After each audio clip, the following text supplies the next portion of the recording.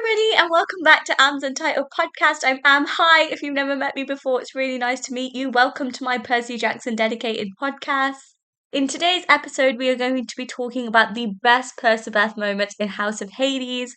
Of course, Percabeth moments are, I wouldn't say that they're rare, but they are a lot harder to find in Heroes of Olympus because, of course, the books are written from everybody's perspective as opposed to just Percy's perspective. But I have managed to fish out my favourite Percabeth moments in the book, and I am really excited to share them with all of you. So let's just get started. Let's just do it. So the first Percabeth moment I want to talk about is pretty much at the beginning of the book where Annabeth and Percy are falling into Tartarus. And the quote is, Annabeth pressed her lips to Percy's ear. I love you. She wasn't sure he could hear her, but if they died, she wanted those to be her last words. Wow. You know what? This moment was, of course, like with the whole cliffhanger of Mark of Athena, like I cried when I read this scene because from what they were, I think I mentioned this last episode, from what they were in the Lightning Thief book to what they are now, it is just the most incredible transition ever. And they're falling to their deaths. Like she knows she doesn't know if they'll make it or not, but she wanted him to know that she loved him before she died. Like she couldn't live with the thought of dying and not telling him how she truly felt about him. And oh my gosh, it was just, I know it's not the first I love you, but it was so like symbolic. And that moment is definitely like one of my ultimate favorite Percabeth moments because it's just so heartbreaking. And it was really sad. I remember getting like really choked up when I was reading it. I was like, wow, Rick really makes these really intense emotional scenes, and this was one of those. And I just, yeah, Heroes of Olympus is so much darker than the first five books, and I think that kind of puts a spanner in the works for all the characters as well, because they see things that are even more scary than what they've seen before. And it was just, yeah, that moment was just like, I think my heart sunk when I was reading it. I was like, no, I was like, Rick, please don't kill them. Like I have so many hopes for their future. And I was just like, I don't want them to die. Of course they don't die, but he really, when I was first reading them, I was a bit like, oh no. It's like, uh-oh. When you have those moments where you're like, uh-oh, this person's gonna die. Like I can feel it, but touch wood, they didn't. um the next Percabeth moment that I wanted to talk about is the following quote, which is, Annabeth's voice caught on the word friend. Percy was a lot more than that. Even boyfriend really didn't cover it. They'd been through so much together. At this point, Percy was a part of her. Oh my god. So sweet. A sometimes annoying part, sure, but definitely a part she could not live without. You know what? From the first time I met Annabeth, I had no idea that she could love somebody so intensely and so immensely to the point where that person's become a part of who she is. And I see how much Percy has changed her over the years. And this change is a good change. Like he's changed her for the better, there's no doubt about that. But it's just like she doesn't know herself how to describe him because, like she says, like the words boyfriend and friend are just, they're not enough. Like he's somebody who's been with her through thick and thin. Like they've faced the most impossible odds together. And it's just the fact that she doesn't even know how to refer to him. I think they have a relationship that's so special, and it's a relationship that can only be understood by the two of them and not anybody else. And I think Rick is really good at that. Like, he's very good at creating these relationships that the audience can comprehend to a certain extent, but not to a full extent. And that's exactly what Percabeth stands for. Like, even I believe, like, I've been reading the books for years, and like up until now, like as much as I love them, as much as I know the stuff that I know about them, I still don't think that I understand their relationship to a full extent. Like I just know whatever Rick is giving me and my own personal interpretation. But yeah, those two are just, they're just iconic. Like I've never read like a love story like theirs, and I don't think I ever will in my entire life. And again, that goes down to Rick's amazing writing style. Like he he gives you what you want, and he leaves you yearning for more. And I think that's the best thing any writer can do, really. The next Percabeth scene that I wanted to talk about is the scene where I think I can't remember what Percy's done, but he basically s- I can't remember what he's done in this moment. Like, I haven't read these books for a while, so my brain is a little bit foggy. But the quote that I pulled was, "You promised, Seaweed Brain, we would not get separated ever again." And, Percy says, "You're impossible." And she says, "Love you too." I love that she'll never let him, she'll always hold him to that promise. And I love that she doesn't leave him alone. And that, he made this big promise to her, and even though like he tried to separate them for their own safety, like she'd rather die, she'd rather be in mortal danger with him than be safe without him. And I really do truly believe that. And I just think that it's just like they're having a lover's spat. Like, of course, like she's annoyed at him because he's broken this promise, and he's saying like, "Oh, you're just impossible, like I don't know how," like he doesn't understand how to deal with her. And the first thing that she says to him is, "Love you too," sort of thing. They just have such a funny relationship, and they have this like kind of ongoing back and forth banter. And not a lot of like romantic relationships have that, but of course Percabeth have that because their relationship foundation is friendship.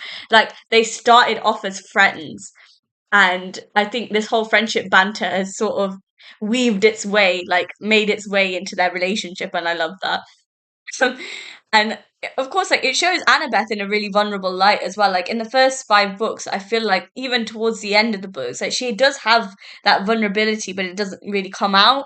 But I think in Heroes of Olympus, when her and Percy are put in these dangerous situations, like even worse than what they've been put in before, I think you get to see Annabeth's vulnerability a lot more. So thank you, Rick, for that, for showing this softness to her.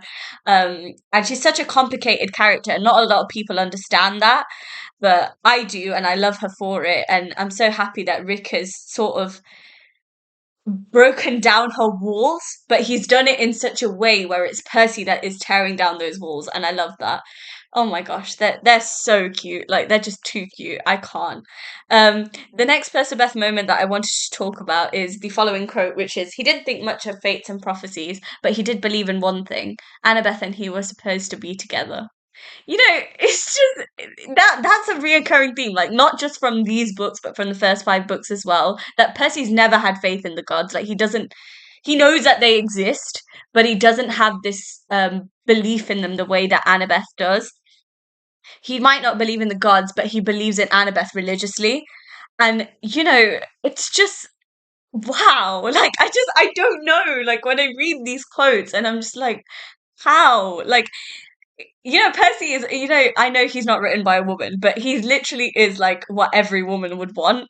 Like, you want a guy like that, somebody that believes in you, somebody that believes in your love for each other. Like, I think Rick just plays that off really well. And that's probably down to his and Becky's relationship in real life. That's amazing. And it translates so well in Percy and Annabeth. And, you know, oh my gosh, they're just yeah, when I read that quote, I was like, damn right. Like from the beginning, he's always believed in Annabeth. Never mind anything else. He always believed that she would lead him to victory, and she has all the time. She's made him um this amazing hero while also keeping him really grounded as well, and I love that. So yeah, thank you, Rick, for that quote. That quote was just, I wish I could like have that printed and put in a frame because it is just beautiful. One day I'm actually gonna print these Persephone quotes off. I'm gonna pick my favorite ones, and I'm just gonna print them off and put them on a garland or something, and just have them like in my room, because I just think that they're just beautiful. And there's not a lot of authors that can create great moments like that. So it's a big congrats to Rick, because he's a phenomenal writer, and you can see why people are so invested in this relationship. It's down to the way that he's written it. And I wouldn't give the credit to anybody else really. So thank you, Rick, for that. That moment was just beautiful. The next Percabeth moment that I wanted to talk about is the following quote, which is, "For a moment, Percy actually remembered what it was like to be happy. He had an amazing girlfriend.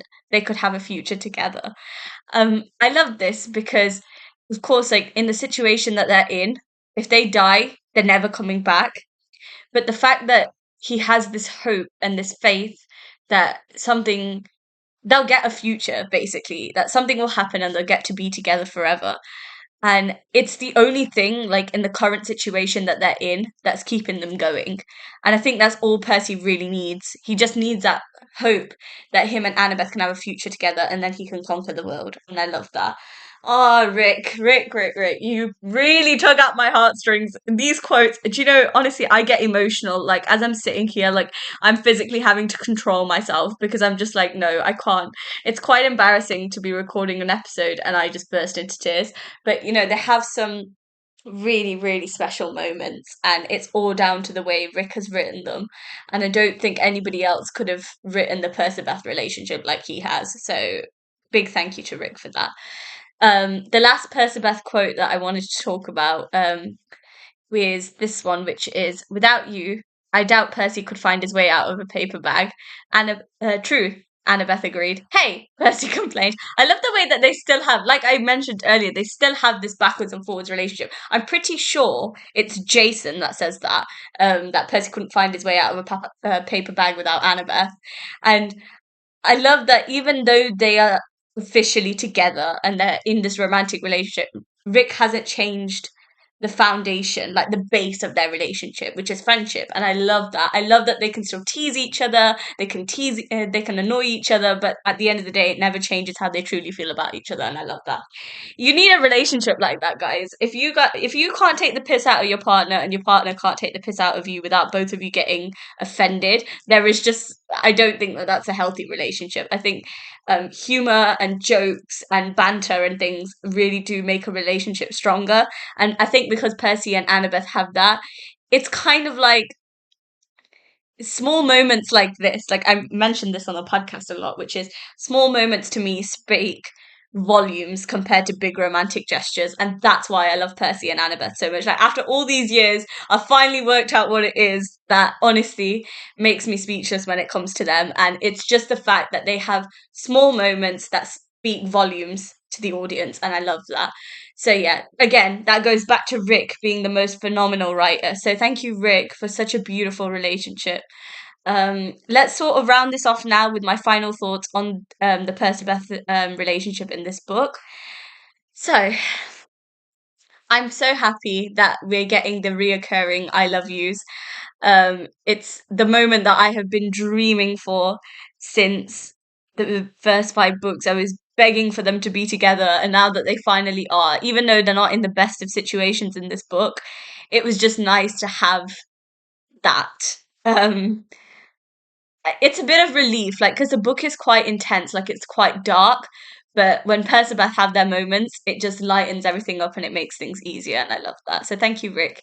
You know how I talked about them, like in the first five books, there's a lot of comical moments in serious situations. I think in this book, it's Percy and Annabeth's relationship that is the relief from the seriousness of what's going on. Um, just to final, just the sort of last sort of thing I want to say, which is I love their relationship because, like I said, it comes from friendship.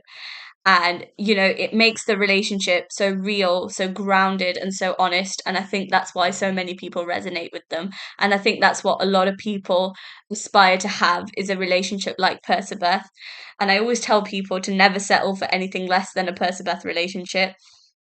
So I think that's kind of my main message from this podcast. So I really hope you guys enjoyed my selection in this book. Let me know what your favourite Percabeth moments are from Heroes of Olympus. I would love to hear them. Next episode, we're going to be talking about the best of Percabeth in Blood of Olympus. There are, little spoiler for next episode, only two moments that I'm going to be talking about, but they were both just so powerful. I just felt like I wanted to give it a separate episode. So we'll talk more about that when we get there. But yeah, thank you guys so much for listening and I really appreciate it. Don't forget to subscribe to my YouTube channel, to follow me on Spotify. Episodes are available to stream on both platforms. Follow me on Instagram, on Threads at Aamsuntitledpodcast. Feel free to DM me any questions, content recommendations. If you guys just want to have a chat, let me know. I will speak to you guys in the next episode. Mwah! Bye!